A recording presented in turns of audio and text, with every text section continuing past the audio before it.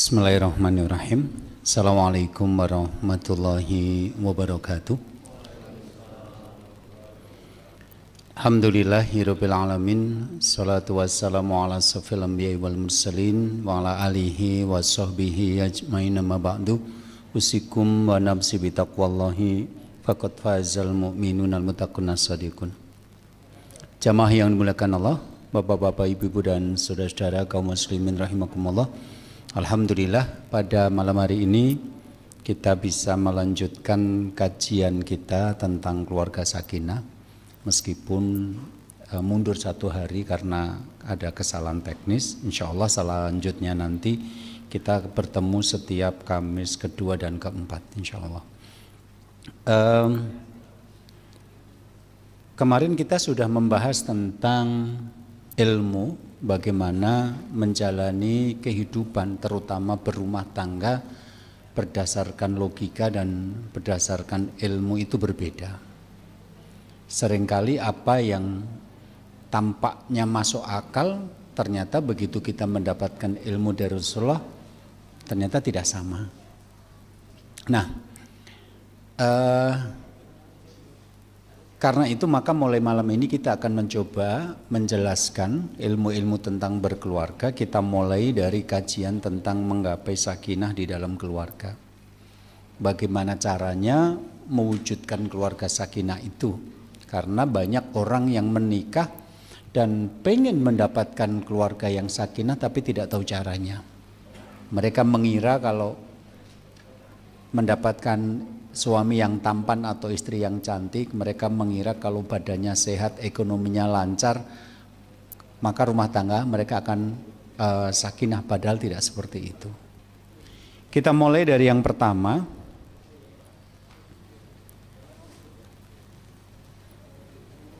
Untuk bisa mewujudkan sakinah di dalam keluarga kita, yang pertama adalah ridho. Yang dimaksud dengan ridho di sini adalah bisa menerima kenyataan bahwa yang menjadi istrinya sekarang, perempuan yang menjadi istrinya sekarang adalah istrinya, dan laki-laki yang sekarang menjadi suaminya adalah suaminya.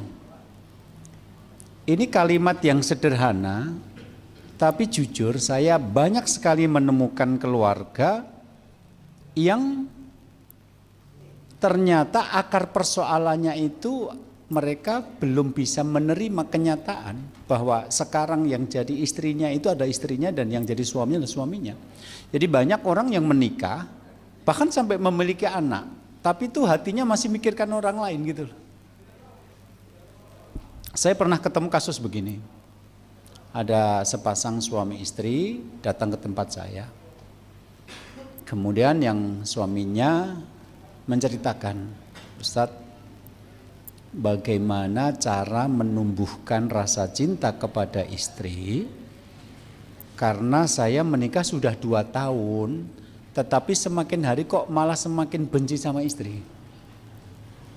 Jadi setelah menjalin pernikahan itu makin lama bukan tambah sayang, bukan tambah cinta, tapi kok malah tambah benci. Bagaimana caranya bisa menyelamatkan pernikahan kami, bagaimana perbuatan-perbuatan yang bisa kami lakukan untuk menumbuhkan rasa cinta itu. Saya tanya, kenapa kamu makin hari kok makin benci sama istrimu? Yaitulah Ustadz, istri saya ini orangnya datnyeng.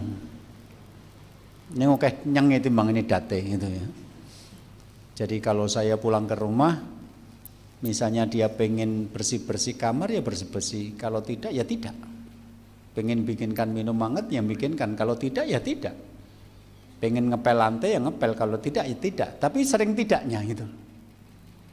Jadi kadang-kadang saya dari kantor pulang bayangkan di rumah nanti ada teh hangat, ternyata nggak ada. Dari kantor pulang ke rumah pengennya langsung istirahat tidur, spray sudah diganti, ternyata belum gitu kan.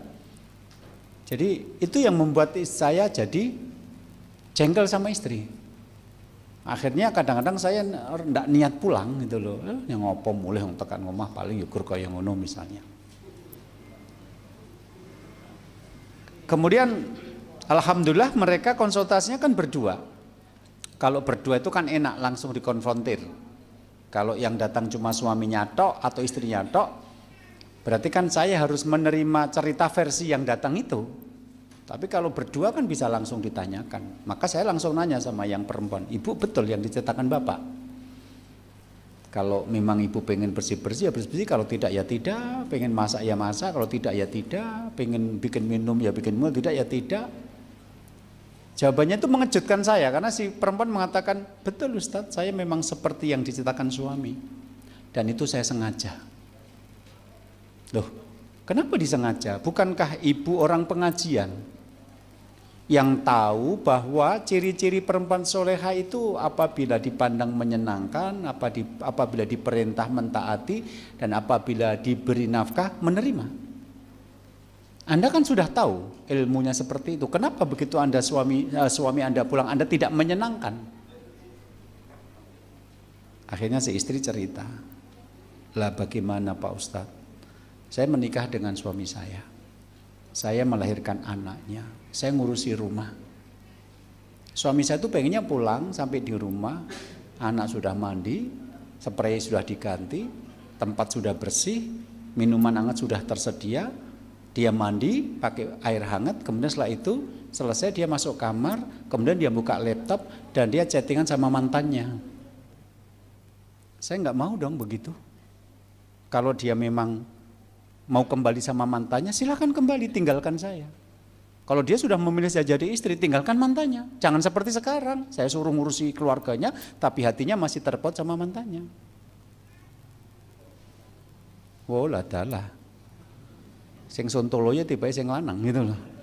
Jadi kalau itu mas saya pernah nanya lewat WA gitu loh, Ustadz bagaimana kalau menghadapi istri yang suami pulang kerja enggak menyambut dengan ramah, enggak masak, enggak mencuci baju, suka-suka dia.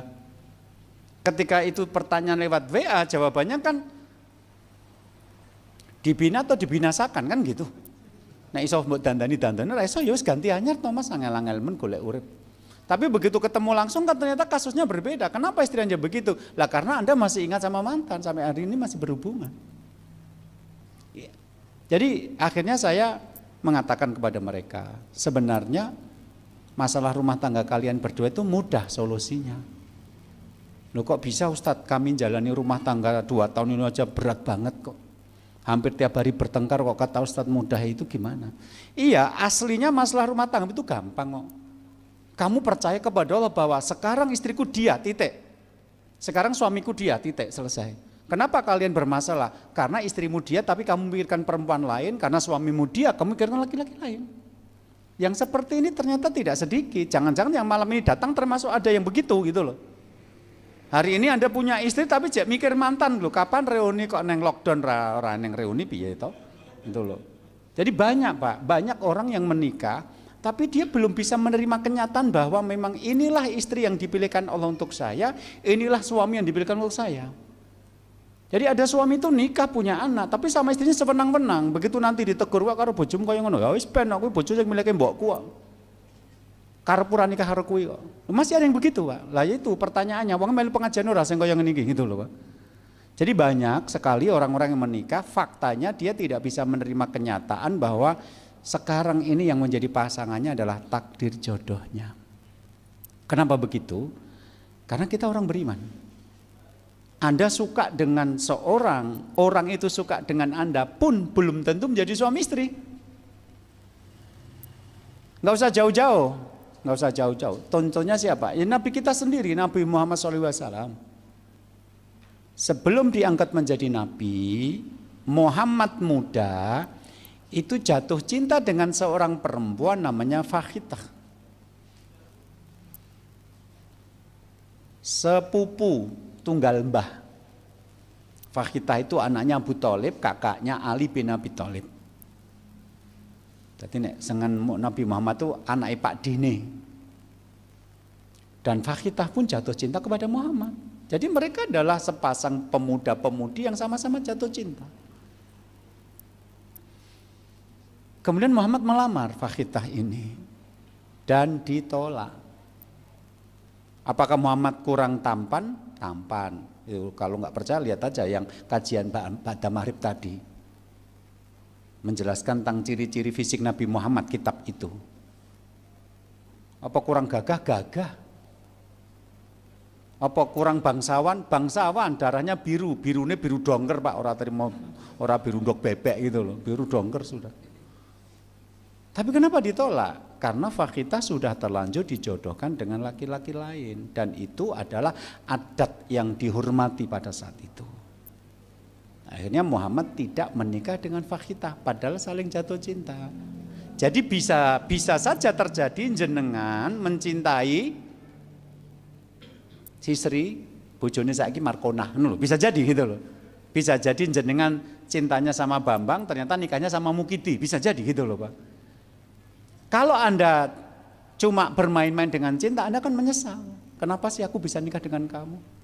Apa orang jengkel kene dengan wis nikah, wis di anak telu nyawang bojone, aku ndak bisa nikah karo ya, napa ora njaluk diruwet kaya ngene gitu loh Pak. Jadi kalau Anda pengen bahagia, terimalah yang menjadi bagian Anda. Ridho.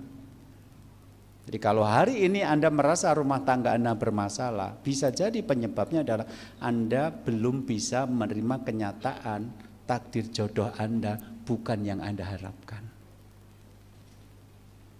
Yakin aja di antara yang hadir itu ada yang begitu. Dari wajahnya udah kelihatan penyesalannya kan gitu ya. Oke. Irdo bima qassamulak takun aghnanas. Ridolah dengan pembagian dari Allah, meniscaya engkau menjadi orang yang paling kaya. Jadi kalau Anda pengen sekarang bahagia, malam ini nanti ketemu sama istri pulang dari pengajian, pandang wajahnya dan bilang, oh tiba jodohku kowe. Kan bojone mumet ta ya. Iki turan Jumat apa piye to Mas gitu loh. Dia anak telu aja ngomong kaya ngono. Ya karena selama ini Anda sebenarnya merindukan orang lain, bukan istri Anda. Nanti si istri juga bilang sama suami, oh tiba bojoku kowe Mas gitu loh.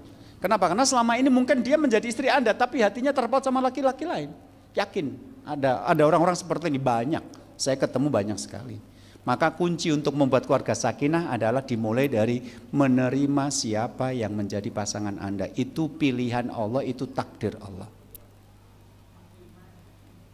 Ibaratnya begini, kaya itu ternyata dalam Islam bukan pada apa yang kita miliki. Kaya itu bukan pada apa yang kita miliki. Kaya itu pada perasaan kita mensyukuri yang kita miliki itu. Ridholah dengan apa yang diberikan Allah, maka kamu menjadi orang paling kaya.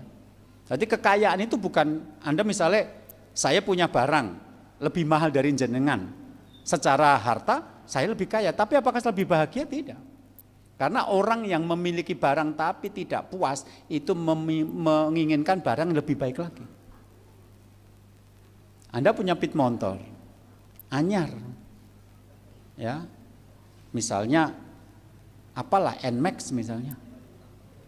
Tapi jenengan ketika ketemu sama orang lain memuji jenengan, ya Allah mobilmu, motormu anyar ya Mas, Nmax ya Mas. Tapi jenengan tidak mensyukurinya, jenengan mengatakan, lah piye dit kuwi saya gur ngetuk Nmax jane pengennya tuku X-Max gitu loh. X-Max widak yuto kok Mas. Nmax gur 30-an. Padahal jenengan punya Nmax itu tetangga sudah iri pada jenengan. Wah ya Allah Mas motormu anyar ya Mas, Nmax terbaru ya. All new Nmax 2020 Mas.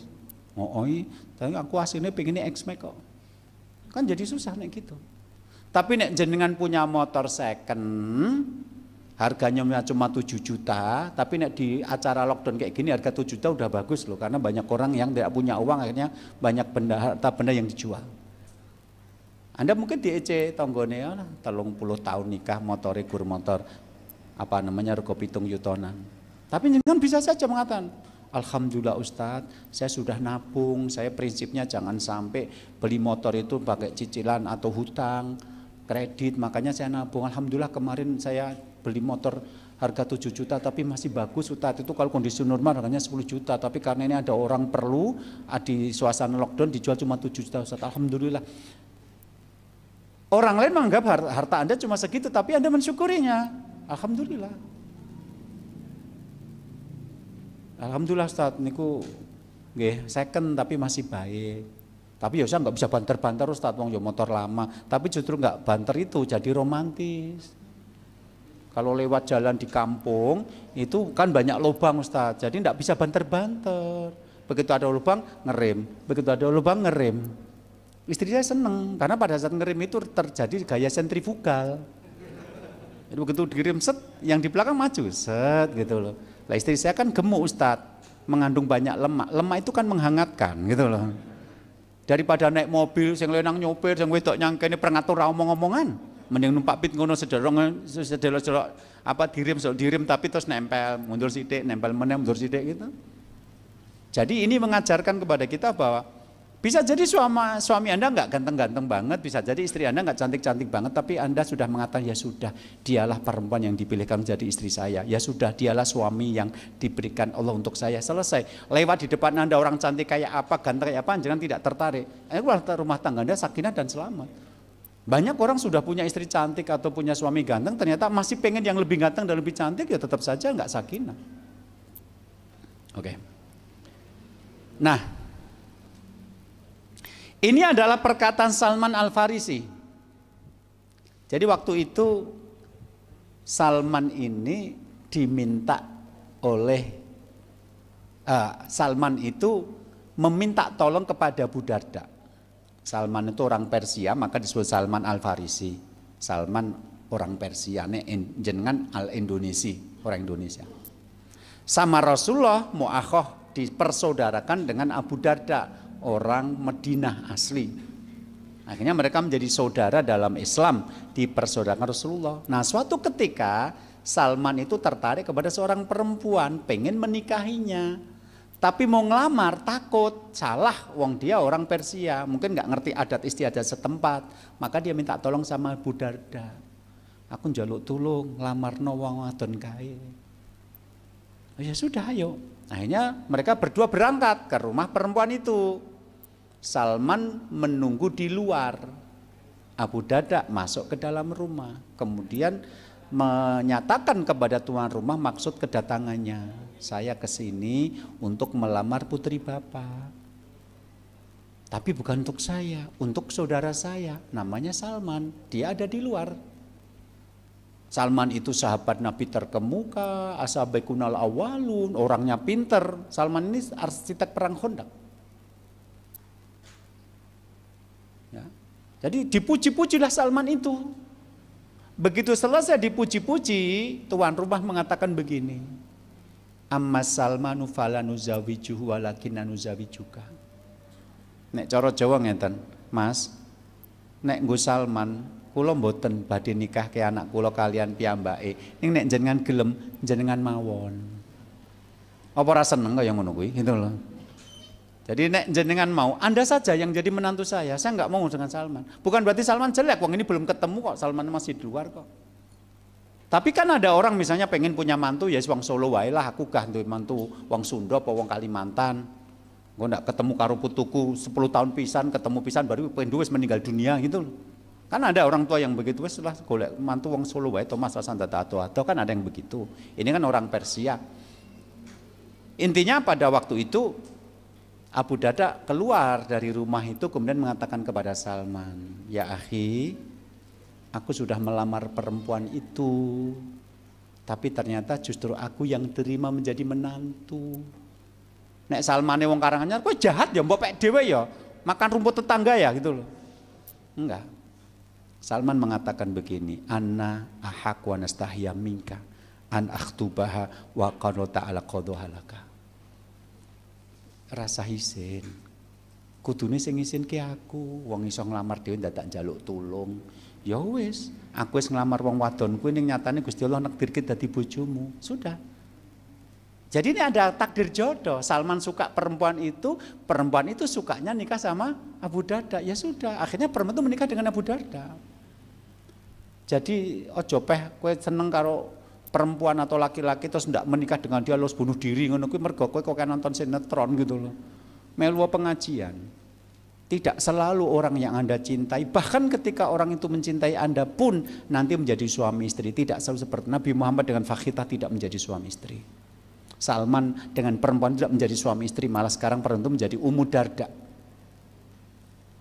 Demikian juga ketika Syureh Al-Qadhi waktu itu jalan-jalan setelah pulang dari takziah. Nah, ketika dia melewati perkampungan Bani Tamim, merasa haus. Karena merasa haus, dia pengen bertamu. Kalau nanti ada rumah yang terbuka, pengen bertamu. Karena tahu bahwa orang Islam itu mesti kalau bertamu nanti akan disuguh sama tuan rumah. Karena Islam mengatakan bahwa mangkana yu'minu billahi wal yaumil akhir falyukrim dhaifahu. Barang siapa yang beriman kepada Allah dan hari akhir, hendaklah dia memuliakan tamunya. Anda betul-betul bisa membuktikan kalau pergi ke kampung-kampung itu, Pak. Itu kalau kedatangan tamu, itu ada kampung-kampung tertentu nek belum nyuguh nasi itu belum marem itu ada, Pak. Minimal air minum keluar itu ada. Maka Surya Al-Qadhi berpikir pragmatis. Nanti kalau ada rumah yang terbuka saya mau bertamu, insya Allah nanti saya akan disuguh minuman. Dan betul, akhirnya Surya Al-Qadhi melihat ada dua perempuan sedang duduk di depan rumah. Kemudian Surya Al-Qadhi bertamu ke rumah itu. Ternyata dua perempuan itu, yang satu ibunya, yang satu anaknya. Nah, yang ibunya itu ngomong sama anaknya, kita kedatangan tamu, coba kamu bikinkan minum. Akhirnya yang anaknya itu bikinkan minum. Nah, ketika dia menghadirkan minuman itu, kelihatan wajahnya. Dan Surya Al-Qadhi tertegun melihat kecantikannya. Maka jadilah filmnya berjudul Love at the First Sight. Jatuh cinta pada pandangan pertama. Jadi kisah-kisah dalam kitab itu banyak orang jatuh cinta pada pandangan pertama. Tapi biasanya yang jatuh cinta pada pandangan pertama itu, nek laki-laki yang ganteng banget, nek perempuan yang cantik banget. Nek model-model kayak kita itu ya, piting terus jalanan kulino gitu loh, Pak. Ketemu pertama ramah salah, orang yang rasa apa-apa, ketemu kedua, ketiga, keempat, ke 100 karena konco WTK gitu ya. Raneng masalah.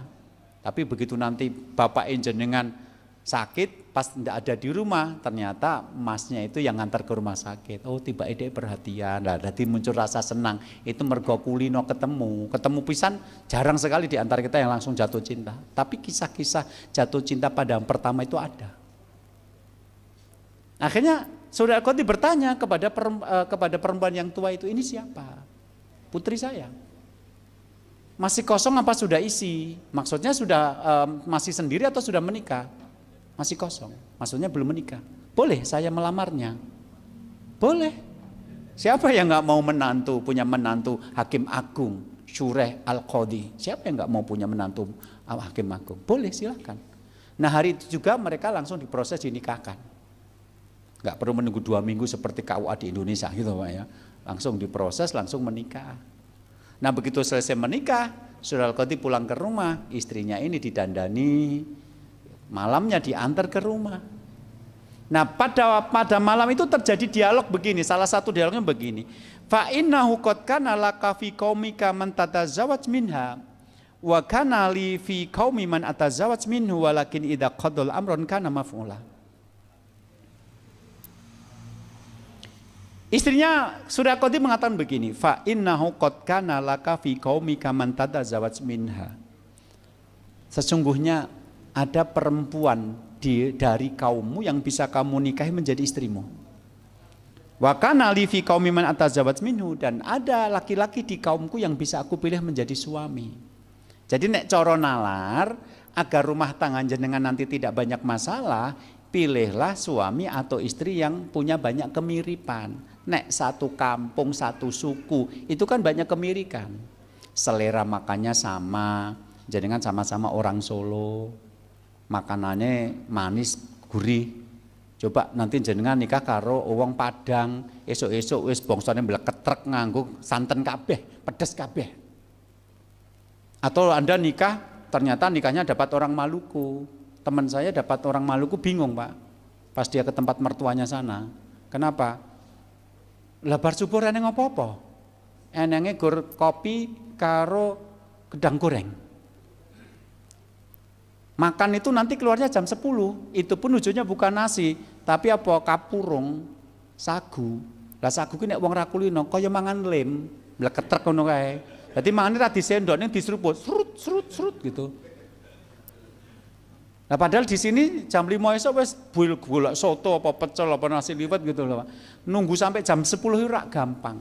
Maka logikanya istri Surya Al-Qadhi adalah kamu bisa menikahi perempuan dari kaummu. saya bisa menikahi laki-laki dari kaum saya. Nek cara logika lebih aman begitu. Karena kalau nikah dengan orang satu kaum banyak persamaan sehingga proses adaptasinya tidak sulit. Walakin idza qadalla amron kana maf'ula. Tapi jika Allah sudah menakdirkan terjadi, terjadilah. Maksudnya gini loh Mas. Nek aku untuk milih, aku milih wong lanang dari sukuku. Kamu bisa milih perempuan dari suku kamu. Tapi kalau sekarang kita jadi suami istri, itu karena Allah menakdirkan. Itu loh maksudnya. Jadi nanti jenengan kalau sudah pulang ke rumah ketemu istri atau ketemu suami, ya sudah, kita bertemu itu karena takdir Allah. Sebab kalau orang bertemu karena takdir Allah, besok kalau rumah tangganya kacau atau ada masalah, melayune gampang. Kok rumah tangga dhewe ra sakinah ngopo ya Mas? Mergane kewajibanmu rambok tindake utawa kewajibanku tidak saya kerjakan. Artinya rumah tangga tidak sakinah itu karena ada pelanggaran syariat. Tapi kalau orang yang tidak percaya kepada takdir itu nanti nyalah ke liyane. Ngopo ya Mas, ae kok ora tau sakinah padu terus. Lah ndemben mbahku wis ngelingke aku ki wetone Selasa Legi kowe Kamis Pahing ra cocok, mulane ngene iki padu terus. Oh, lah wong Karanganyar. Mula pikirannya dadi musyrik gitu loh. Orang rumah tangga bertengkar tuh mesti ada yang melanggar syariat, mesti. Tapi larinya ke situ, aku ora cocok wetone gitu loh. Nek milenial gitu, kenapa kita bertengkar terus saya gitu ya, nek milenial gitu loh. Ya karena kamu Capricornus, aku Virgo, makanya nggak cocok loh, piye meneh iki sirik zaman baru gitu loh, Pak. Ada lagi yang menyesali proses. Kenapa kita bertengkar terus? Iya, bertengkar terus karena aku salah pilih. Harusnya waktu kakakmu dulu sakit ya, aku nggak tilik. Goro-goro tilik kowe ngetokke wedang, ketok manismen. Tiba-tiba ndang tak nikahi mari diabetes gitu ya. Ngerti yang ngono ndak men pas mas mulora aku ra tilik, ra ketemu karo kowe, ra nikah karo kowe, gelo aku nikah karo kowe. Ini kalimat-kalimat tidak penting dalam Islam. Jadi menerima takdir jodoh itu termasuk bagian untuk memudahkan masalah. Sudah, suami saya kamu, istri saya kamu. Mulai hari ini kalau sampai ada masalah rumah tangga kita karena ada syariat yang dilanggar, yo goleki endi. Lah mare padu, wong kowe tiba era mlonjo Mas nganggur nyang omah terus.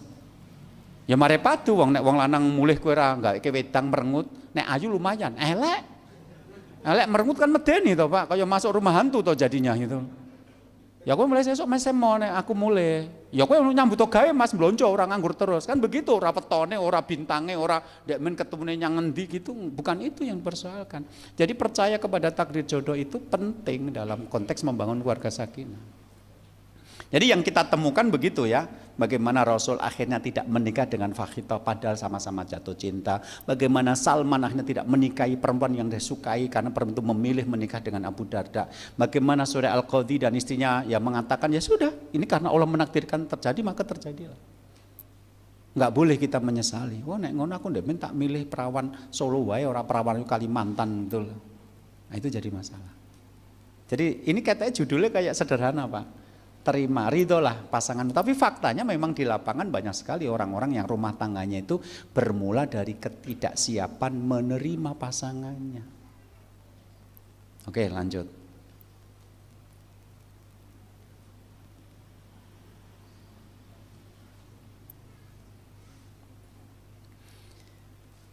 Ini ada satu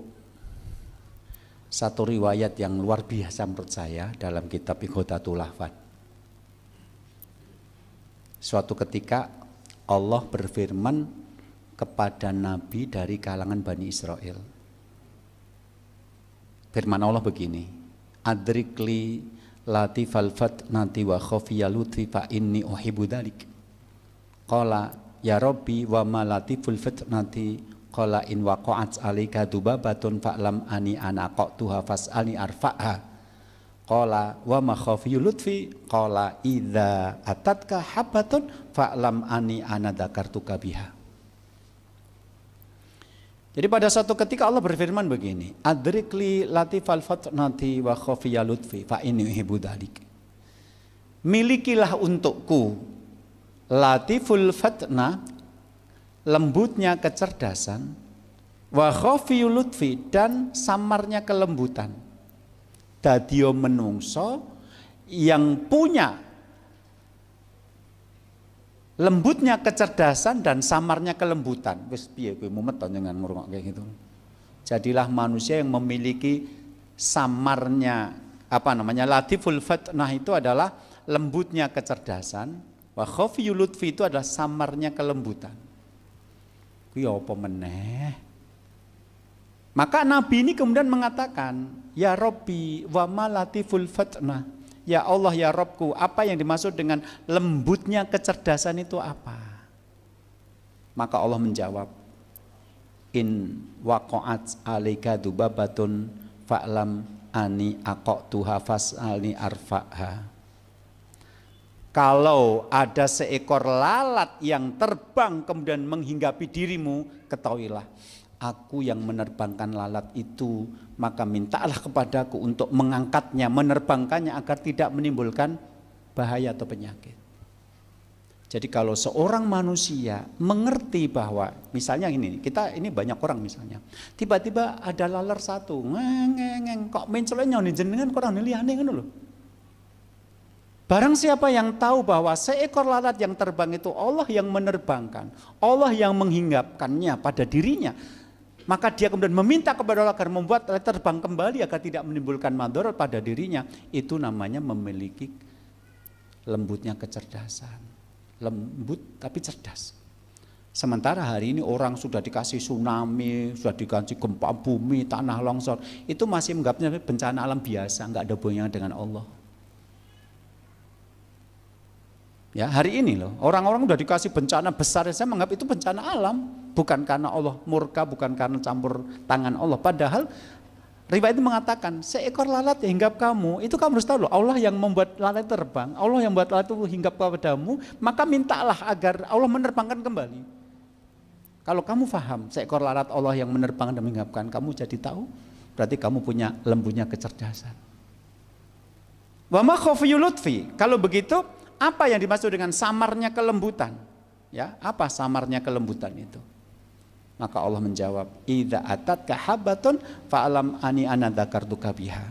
Jika datang kepadamu satu benih, satu biji, ketahuilah aku mengingatkan kamu dengannya. Maksudnya benih yang satu biji itu kamu tanam kemudian tumbuh jadi tanaman, aku yang menumbuhkan benih itu. Aku ingin agar kamu ingat kepadaku.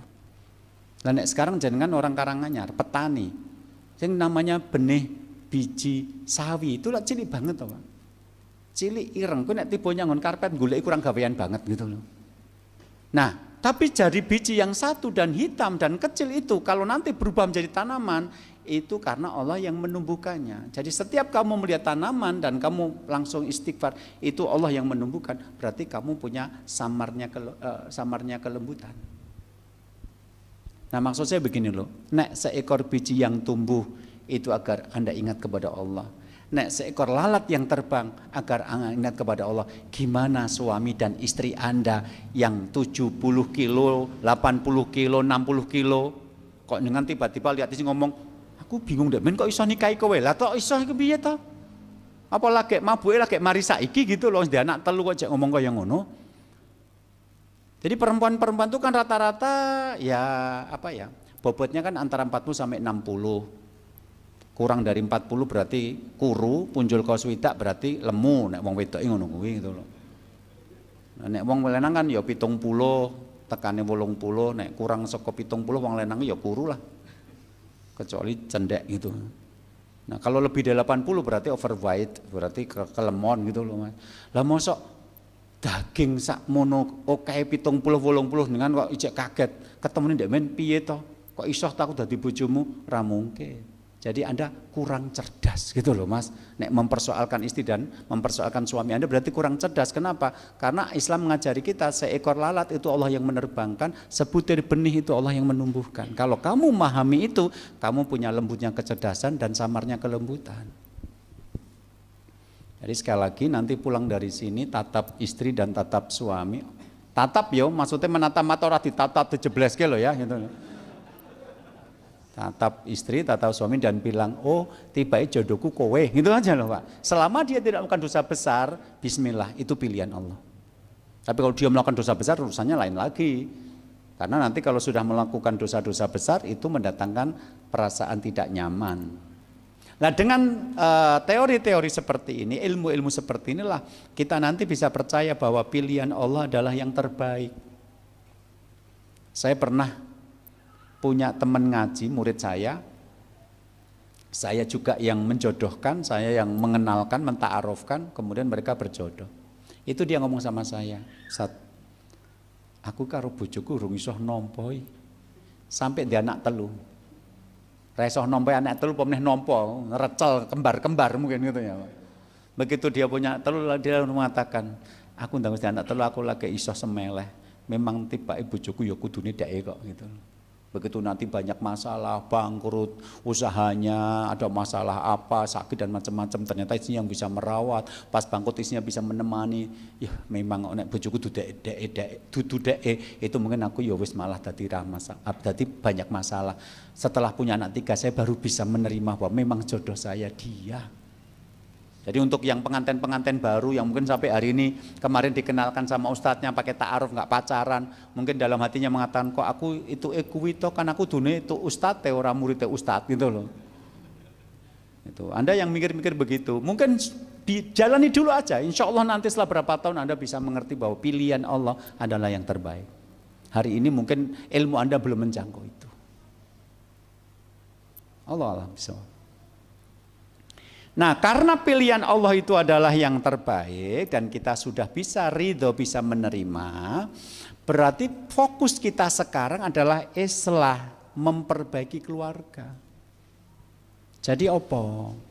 Golek bojoku wis rampung masane. Anda sekarang sudah punya istri, dia tidak melakukan dosa-dosa besar. Bahwa dia kurang cantik sedikit nggak apa-apa. Wong Anda orang ganteng banget kok, nggak tak kemaki toh ya gitu loh. Bahwa suami Anda mungkin tidak seperti harapan Anda, bismillah, selama dia tidak melakukan dosa-dosa besar, dia memberi nafkah sesuai dengan kemampuan dia bisa membimbing keluarga, bismillah, itu adalah pilihan Allah yang terbaik. Sehingga sekarang kita fokus bagaimana membuat keluarga sakinah, kalau ada anak-anak bagaimana mendidik anak itu menjadi soleh dan soleha, bagaimana kita sekarang mulai menata ekonomi, karena kalau tambah anak, nanti beban hidup juga semakin tinggi. Jadi akhirnya tahapan-tahapan dalam hidup itu kita jalani dengan nyaman. Dek ben wayahe cah cilik dolanan, wayahe remaja golek ngilmu, setelah beranjak dewasa menikah, setelah menikah sekarang punya anak, didik anak, bangun ekonomi, setelah itu menyiapkan bekal untuk amal soleh menghadapi mati, ngono lho Mas. Karena orang-orang yang menikah ndak bisa ridho terhadap takdir jodoh, itu biasanya masih mengembara mencari yang lain. Jadi dia di rumah punya anak istri, tapi di luar tuh masih TP-TP gitu loh. Tebar pesona. Sampai suatu hari saya, waktu itu siaran di radio RDS, ada yang SMS begini, Ustadz, bapak saya adalah pensiunan dengan gaji 2 juta. Sedangkan ibu saya hanya dikasih 500.000. Bolehkah ibu saya meminta tambahan uang belanja? Coba saya nanya sama bapak sama ibu mungkin jawabannya beda. Misalnya bapak pensiunan, entuke sesaji 2 yuta. Terus ngasih kepada istri 500.000. Maka saya tanya sama bapak, bolehkah ibu meminta tambahan uang belanja? Boleh rong bayang ke. Boleh apa enggak? Ibu coba jangan dibelonjo 500.000 sesasi padahal suami dapatnya 2 juta. Boleh nggak ibu minta uang tambahan? Ya ibu-ibu sepakat gitu ya. Maka jawaban saya waktu itu gini, tergantung mbak. Nek 500 sih gurung cekelan tok, beras sing tuku bapak, listrik sing bayar bapak, SPP sing bayar bapak, nyumbang sing bayar bapak, wis to cukup. Tapi nek 500 kuwi dikeke ibu apa-apa yang jakok saka kuwi matematika ra nyandak. Kalkulator nganti rusak tetep ra nyandak. Tergantung. Emang kenapa kamu nanya seperti itu? Lagi ini Ustadz, bapak saya itu cuma ngasih ibu saya 500.000, nah yang 1,5 juta itu dia pakai untuk seneng-seneng dengan perempuan lain. Sampai ibu saya marah dan mengatakan, jangan selingkuh ya, nek memang kamu mau poligami malah ndak apa-apa. Kamu pilih menjadi istrimu, kamu nikahi malah nggak apa-apa. Tapi nek selingkuh aku nggak mau. Gimana Ustadz? Padahal bapak saya umurnya sudah 71 tahun. Tadi sopo kondo tambah tua tambah cedak marang Gusti Allah ki sopo. Modelnya Abu Janda tambah tua tambah manyel kayak gitu loh. Jadi waktu itu gitu 71 tahun. Jadi laki-laki dan perempuan yang menikah, dia tidak bisa mengunci hatinya pada pasangan sekarang. Ya sudah, inilah adalah pilihan Allah, berarti soal jodoh sudah selesai. Selanjutnya saya bicara tentang pendidikan anak, saya bicara tentang kemapanan ekonomi, saya bicara tentang pengembangan diri, saya bicara tentang persiapan mati, rampung. Tapi kalau Anda punya istri, punya suami, belum bisa, kok dee ya sing dadi bojoku, kudune kan ora. Nanti suatu saat Anda ketemu dengan orang yang Anda idam-idamkan, bubar sudah. Berapa banyak saya ketemu rumah tangga 20 tahun ditinggal pergi gara-gara ketemu sama mantannya coba. Jadi kelihatannya sederhana loh materi hari ini. Wis to, tomponen bojomu wis. Tapi angel loh, Pak. Prakteknya angel loh, sing muni gampang mergorong di bojo kuwi. Nek sing wis di bojo angel loh, Pak. Kalau ternyata istri Anda sekarang atau suami Anda sekarang bukan yang Anda bayangkan, butuh waktu dan butuh iman yang kuat untuk bisa menerima. Tapi kurang dalil banyak apa? Saya hari ini cuma satu tema ini dalilnya tak banyak-banyakin kan agar Anda wis maju orang tak cegati, orang tak bledes kayak gitu loh. Jadi kalau sampai Anda berpikir harusnya bukan dia istri saya, mestinya Anda ceraikan dia, kembalikan ke mertua Anda dan Anda memilih yang Anda sesuai dengan Anda. Oh jojo rane sing gelem kacoba dhek. Oh iya, menikah itu bukan semata-mata Anda suka. Menikah itu juga dia mau dengan Anda. Nek Anda suka dia nggak mau ya toh nggak jadi istri Anda toh. Sing nom-nom bro nikah mikirnya kudu kan kono loh. Anda tidak akan menikah dengan orang yang Anda sukai. Anda akan menikah dengan orang yang mau dengan Anda. Lah Anda maunya putri Indonesia raken lan jenengan. Ora mungkin tadi bojone jenengan. Dalilnya apa? Dalilnya satu riwayat ada di dalam kitab Adabul Mufrad. Adabul Mufrad itu satu kitab yang dikarang oleh Imam Bukhari selain Sahih Bukhari. Nah di dalam Adabul Mufrad itu saya menemukan riwayat yang menarik, Pak. Jadi ada seorang pemuda menemui Ibnu Abbas, kemudian menceritakan kisahnya. Saya mencintai seorang perempuan dan saya melamar perempuan itu. Ternyata dia menolak lamaran saya. Jadi wong lanang ki menang milih, wong wedok ki menang nolak. Paham? Jadi ibu-ibu nek ndek bojo apik, pertanyaane lha ndek men kowe nampa to ya pas dilamar? Setampan apapun laki-laki yang melamar, kalau Anda menolak, dia nggak mungkin jadi suami Anda. Jadi kalau dia sekarang jadi suami Anda dulu pakai anggukan kepala, dilamar ya wis gelem. Jadi jangan nyalahkan siapapun. Bojo kula elek ngoten, ya kowe ndek dilamar ya mantuk. Mulane cah nom-nom saiki nganggo ilmu gede-gede barang gitu loh, cuma tok-tok itu. Sekali mantuk menyesal seumur hidup loh, Mas. Saya mencintai perempuan itu, saya melamarnya. Ternyata dia menolak lamaran saya. Setelah itu ada laki-laki lain melamar dia dan dia menerima lamaran itu. Faghirtu alaiha faqataltuha. Itu membuat saya sangat cemburu, maka saya bunuh perempuan itu. Jadi cinta yang tidak kesampaian itu bahaya. Mulane nek rumangsa bagus karo rumangsa ayu aja sok tebar-tebar pesona. Kok nek kae sing seneng tibain dengan tolak, iso juga disantet ya iso lho Mas gitu. Jadi gitu, saya mencintai perempuan itu, saya melamar ditolak. Kemudian ada laki-laki lain yang datang melamar perempuan itu, diterima lamarannya. Itu membuat saya sangat cemburu, kemudian saya bunuh perempuan itu. Lebih baik tidak memiliki dan mati daripada memandangnya bahagia bersama orang lain menari-nari di atas penderitaan saya. Ini bahasanya sopo gitu ya. Jadi cinta itu begitu, daripada saya melihat dia bahagia orang, mending rapot-rapot orang duweni gitu ya. Ya wis tak pateni. Nah, akhirnya dia datang ke Ibnu Abbas kemudian bertanya, apakah saya bisa bertobat? Sekarang dia baru sadar dia salah, apakah saya bisa bertobat? Pertanyaannya, hal umuka hayatun? Apakah ibu masih hidup? Kemudian Ibnu Abbas ditanya oleh Atok bin Abi Robah, lah kok kamu ndak tak takon ibu cek uripe ngopo to? Karena aku tidak melihat ada amalan yang bisa mendekatkan diri kepada Allah yang lebih baik daripada berbakti kepada ibu.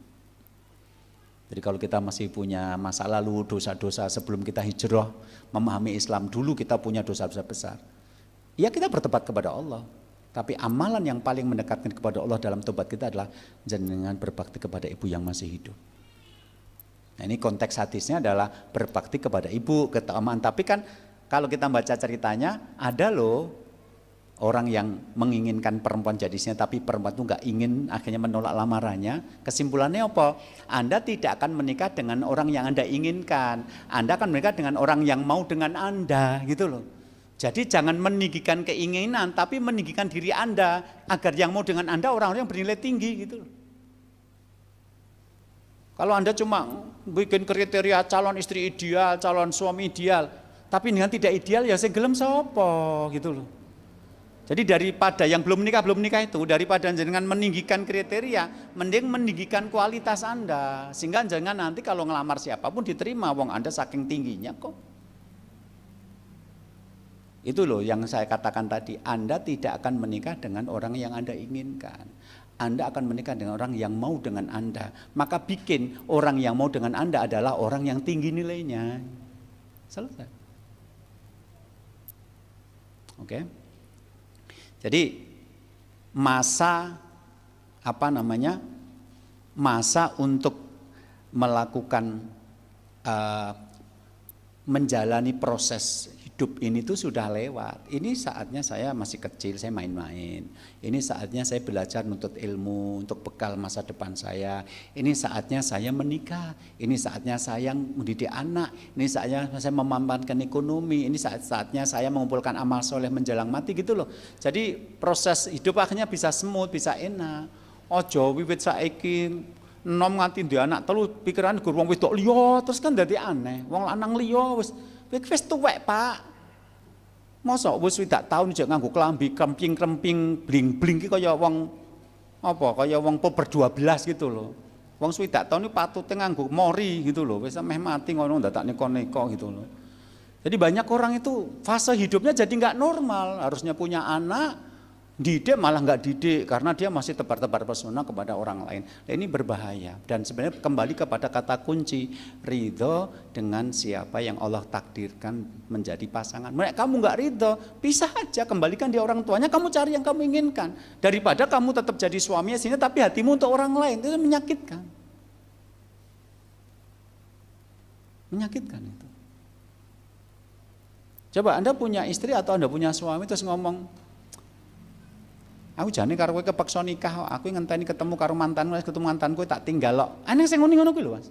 Wong Sragen. Anda bisa mbayangke sing wedok terus piye rasane gitu loh. Setiap kali suaminya pulang minta aku jane nikah karo kowe kan kepeksa, ndek men kan dipaksa sama orang tua. Atau aku jane duwe wong sing tak senengi. Ku nek wong tuange wis pisah karo bojone, aku kan nikahi dheweke kok. Terus Anda menjadi rumah tangga model begini terus gimana coba? Mas nek pancen seneng karo aku mbok wis toh, dirampungi saja daripada kamu tetap jadi suami tapi kalimatmu selalu menyakitkan hati. Ya. Jadi kesimpulan kita pada malam hari ini adalah untuk membentuk keluarga sakinah itu dimulai dari menerima atau ridho siapa yang Allah takdirkan menjadi istri kita, menjadi suami kita. Karena cinta kita, logika kita itu kalau udah ketemu sama takdir selesai. Rasulullah waktu itu belum jadi Rasul. Muhammad mencintai Fakhitah, Fakhitah mencintai Muhammad, tidak berakhir di pelaminan. Abu Darda menikahi perempuan yang sejatinya dilamar oleh Salman, gitu loh. Begitu seterusnya. Agar kita tidak terjebak kepada ilmu-ilmu yang salah. Jangan orang pengajian, orang kenal ayat, orang kenal hadis, orang mengenal perkataan ulama, tapi keburu nonton film, maca novel, di mana di sana seolah-olah yang diagungkan itu cinta. Kalau nikah dengan tidak yang dicintai maka hidup bisa akan menderita. Kondone sapa? Kondone sapa? Omongane Mukidi mbok rungokke gitu loh. Ya, jadi sekali lagi kalau ini bedanya kalau pengajian dengan ini misalnya ada yang resum gitu yang nyatet terus nanti diupload di mana di Facebook, intisari pengajian tadi malam dengan Ustadz Rias Moro, terimalah siapa yang menjadi suami istrimu. Kuwi diwaca sedelok ono kaya ora nang ya ndak ada berita yang baru, tapi kalau kita kupas betul banyak masalah rumah tangga intinya adalah belum bisa menerima kenyataan bahwa suaminya ini yang sekarang ini, istrinya sekarang ini. Selama dia tidak melakukan dosa-dosa besar, bismillah, Pada satu titik nanti kita akan mengerti ilmu Allah jauh lebih sempurna dari yang kita bayangkan. Karena seekor lalat itu Allah yang menerbangkan, sebutir benih Allah yang menumbuhkan. Itu ya, nanti kita lanjutkan lagi tema-tema keluarga pada pertemuan-pertemuan berikutnya. Temanya sederhana, satu pertemuan, satu poin atau 2 poin fokus, sehingga nanti pemahamnya tidak salah. Karena memahami keluarga kalau sampai salah paham, itu banyak orang bawa dalil yang salah. Kemarin tuh ada bapak-bapak selingkuh. Istrinya menegur, "Mas, ojo selingkuh kuwi dosa gede." Lah ning sing lanang yang nggo dalil, "Alimanu yazid wa yangkus." Iman itu bertambah dan berkurang. Aku lagi berkurang kok. Ngono coba. Nek preman kan ra mungkin ngomong al-imanu yazid wa yangkus gitu loh. Nek kowe pengajian go arep nggo ndalili wong liya ning asline kowe salah piye coba? Kan istrinya getem-getem. Ya bener iman itu sedang naik bisa naik dan turun, dan kalau suaminya selingkuh mesti sedang turun. Tapi apa jawabannya seperti itu? Ya nek ngono rasa salat wae. Nyolong wae, nek ketemu wong aku nyolong, imanku lagi turun kok ngono. Kowe sing ngepruk kowe ya ngepruk, aku ya turun Mas imanku tak keprukane kowe ya gitu. Akhirnya kan gitu jadi masalah kalau gitu caranya menjaga gitu. Jadi menurut saya banyak sekali orang-orang yang pakai dalil tapi tidak tepat. Sok klepon tidak islami sok ngendi ya. Ya islami lah. Islam itu ngeri halal ya islami, jenenge klepon mbok kletok mbok pontok ya tetap islami kok. Ini cara memecah belah kita itu. Jangan tanggapilah yang kayak gitu. Walau alam bisawab. Itu materi kita pada malam hari ini, mudah-mudahan bermanfaat. Saya minta maaf kalau ada yang kurang berkenan. Saya kembalikan kepada pembawa acara. Assalamualaikum warahmatullahi wabarakatuh.